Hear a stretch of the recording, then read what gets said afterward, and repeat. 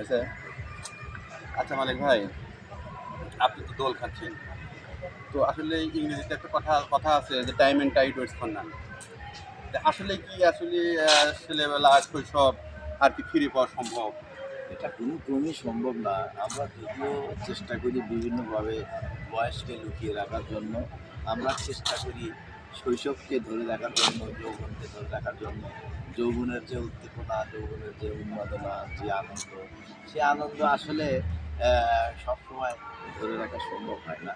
আমরা বহু চেষ্টা করি পোশাকে, পোশাক পরিচ্ছদে, খাবার দাবারে সবসময় আমরা চেষ্টা করি আমাদের তারুণ্যকে ধরে রাখার জন্য। কিন্তু আসলে কি প্রকৃতি সেটাকে আসলে মেনে নেয় না।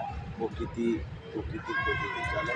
মহান সৃষ্টিকর্তার যে বিধান, মানে শিশু থেকে যৌবন থেকে বৃদ্ধ একসময় এই পৃথিবীতে যতদিন আল্লাহ তাআলা হায়াতে জিন্দেগি দেন ততদিন বেঁচে থাকা, তারপর পরকালে চলে যাওয়া তার থাকে। এটাই আসলে সত্য। এর বাইরে আসলে কোনো কিছু সব কিছুকে আমরা পরিচিত করি।